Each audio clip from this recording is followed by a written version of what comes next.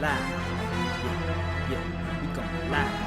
Hey, hey, we going live. Yeah, yeah, we going live. Yeah, yeah, we going.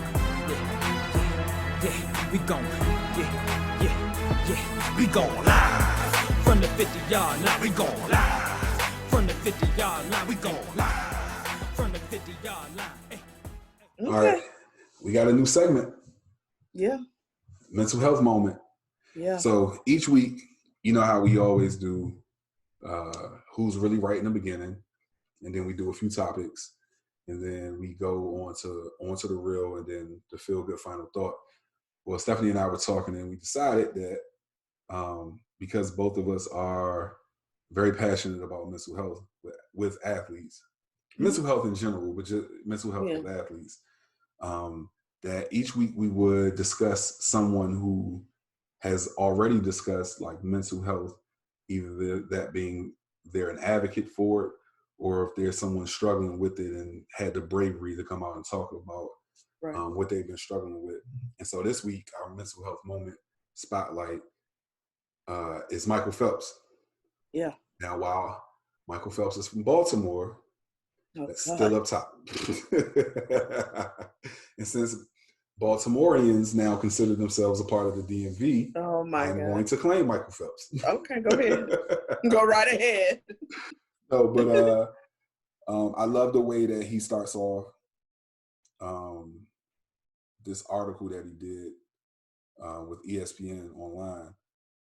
He talked about us walking around and saying, "How are you?" Mm-hmm. And usually, good. Our response is, "We're good. I'm fine." Mm-hmm.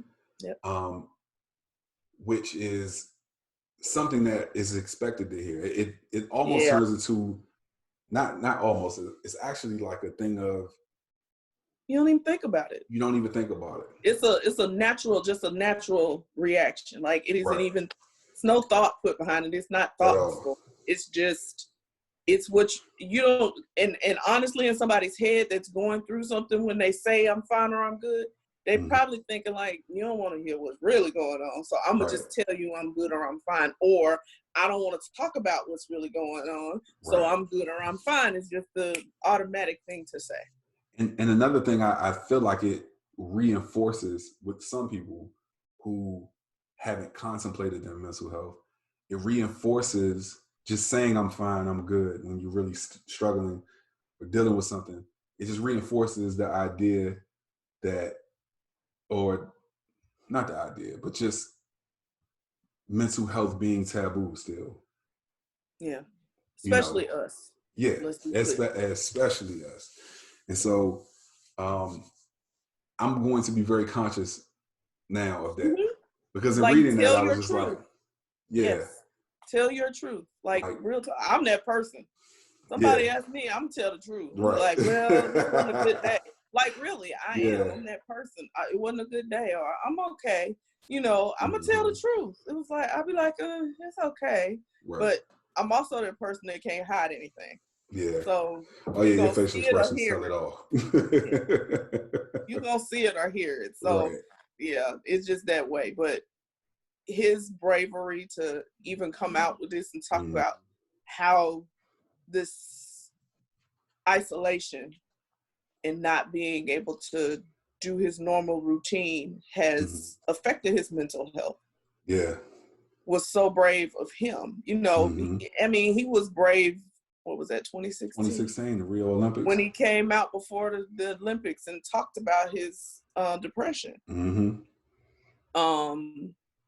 And I like also when he talked about how people look at it and say, it's almost like people think you get cured. Right. Once you go get help, it's a cure for these things, and it's like an alcoholic. You're gonna always have, even though you don't drink. Right. It doesn't mean that you don't call yourself an alcoholic. Right. Because that's how you cope and go from day to day. As long as you keep it in the forefront and you recognize it and you're honest about it, then that's how you continue to not drink. You know what I mean? Right.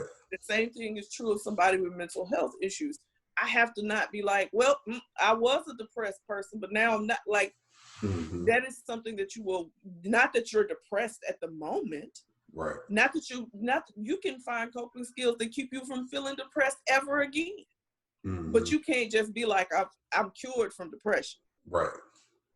It doesn't work like that. Yeah. It doesn't work that way. Like, you can learn how to live your life in a manner that keeps you from feeling depressed. Right. There are medicine, coping skills, techniques, all these things that you get when you go see somebody. Right. Therapy. That can help you to manage. That's the word they use. Manage your mental health. And so I like that he talks about these things. I'm glad that he brought them up. I'm glad that he continued the conversation, because he spoke about it, like we said, at the 2016 Olympics. But if he speaks about it then and doesn't continue to speak about it and check in, I think that reinforces the idea for us that, he's good now. Yeah. You know, when the reality he's all cured. Yeah. Look at that. Yeah, right. When the reality is he's still struggling, you know. Still struggling. And it's good to hear him talk about it. Yeah. I mean, I do a grief support group. And one of the things that I tell them is grief is an ebb and flow. So you can have really good days and then not so good days. And you can't beat yourself up when it's 10 years later and it's one of those not so good days. It just is what it is. Yeah. But you learn things to help you to come through. Right. And make it through. And be okay. You know what I mean? Like, it is what it is. But yeah, the idea that we have in this country that you fix it is a problem. Yeah. That has to, that mindset has to die. Yeah. I'm going to acknowledge what's real for me. And then I'm going to do my best to be an advocate for myself to do the things that are going to help me to not have to continue to deal with that. But yeah, it's just weird to me. Just that whole mentality is just, so you're right. It is an amazing thing that he brought this back to light again. Right. And he's being honest about is how, because that's the other thing. People feel like you're like the most celebrated Olympian ever. And you clearly have a life that would rival what most people would dare to want. Right. Money, family, success, but even in that's what I loved. Even in 2016, you saying it. Even then, I was like, yes, I'm so glad he did this. Because people associate mental illness, especially things like depression, with socioeconomics. And it is just like, Lord, I hate to make this analogy, but it's the truth. Just like COVID hasn't had any care about what you got, what you don't got, who you are, what color you are. It's the same thing with mental illness. Yeah. It don't care. At all. Who you are, how much money you got, doesn't care. None of that. So literally, it is just truly. So I'm just so, I wish him nothing but the best. I'm sure that he is doing everything he can to cope right now. And I hope that he continues to find those ways that will help him to manifest what is good and positive during this time for him, so that he doesn't have to feel some of the things he might be feeling. Right. And I'm proud of him for his bravery. Yeah. To be honest and real with salute people. to you. So thank you. Michael Phelps. Yes, thank you. So prayers to you, sir. And thank you for being honest. Okay. Right. On to the real. Mm-hmm. Joshua Dobbs. Yes. I Now, saw this and I was like, oh yeah. You know, we okay. get hyped with stuff like this. When Okay. we see football players, in particular, football players. People Doing tend to give them the hardest road. They feel like they're dumb for some reason. I don't know why. Yeah. So when we see stories like this where a football player is doing something so outside of the realm of what appears to be the norm, Yeah. like we get excited. Oh, for sure. Because it reinforces the idea that a lot of these guys know what they're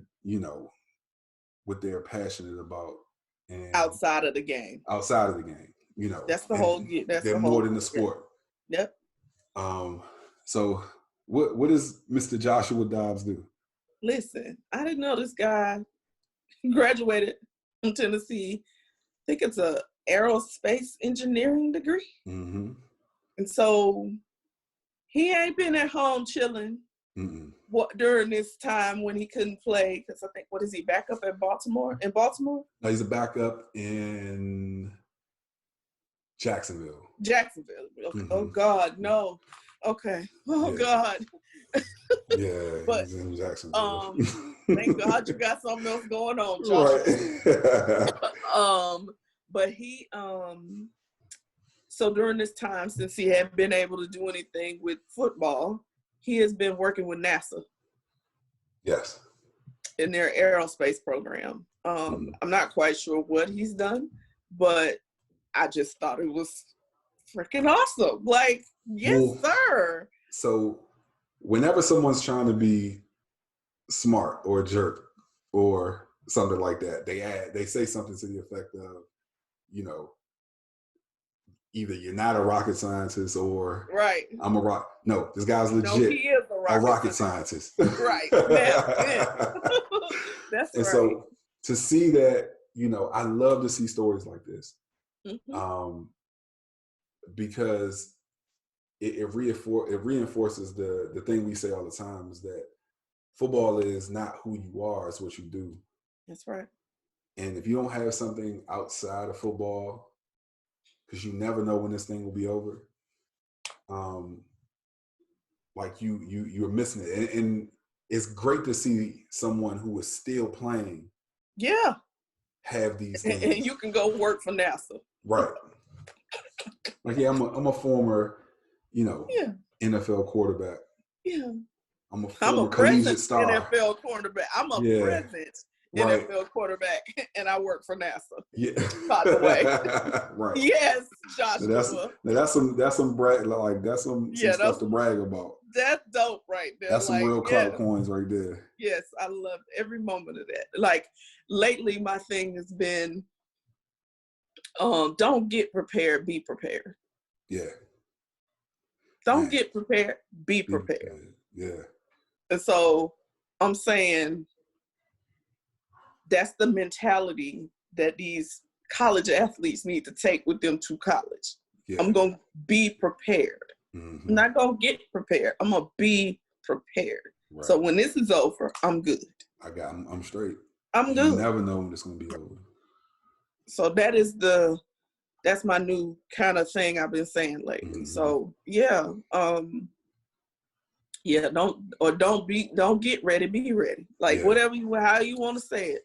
But I think this is amazing. I was super amped when I read this, and I said, "Oh, this is all to the real right here," because this is the epitome of what we're talking about. Like, I love it. Yeah. Yes, sir. That's right. And then you had to be a phenomenal student, right? Because you played you were the starting quarterback. Yeah. For your SEC collegiate team, sir. So you had to be a phenomenal student. Mm-hmm. I feel like he was the quarterback of this team, but I can't remember. A few years ago, that Tennessee team that threw the Hail Mary against UGA. Mm-hmm. And beat UGA. That was him. It was him. Yeah. Look, you know I had to bring that up, right? Yeah, I know. You see me, I'm looking over here like, yeah, it was him. Yeah. No, but it was good stuff. Salute to you, sir. You know, Yeah, Joshua Dobbs, absolutely. You are the prime person we think about when we if we had a poster, we put you on it. Yeah, right. You were the poster child for Onto the Real. Yeah, absolutely. Yeah. All right. Feel good final thought. Okay. Now, you know, we hate having Patriot talk. And actually, this doesn't necessarily qualify as Patriot talk. You see me like, wait, okay. But Tom Brady will forever be synonymous with the Patriots. So he's not a Patriot anymore. Let's just get that out there. He is not a Patriot anymore. Thank you, Jesus. Because I don't want to not like Tom Brady. Like, I really don't want to not like Tom Brady. I don't like him. Well, I don't want to. I can't help it, but I don't want to not like him. Honestly, it's at this point now, when he actually was a Patriot, I couldn't stand him. But now, it's kind of hard not to like him. Yeah, like he seemed like he's able to be himself. Yeah. I think more. You know what I mean? Like, and so we're seeing Tom Brady's personality finally emerge a bit. Yeah. Yeah. But he ain't the personality in this story. He is not the personality in this group. Let me give you guys a brief synopsis of what's going on. So, they are doing a couples game in golf where Tiger Woods and Peyton Manning will be paired against Phil Mickelson and Tom Brady.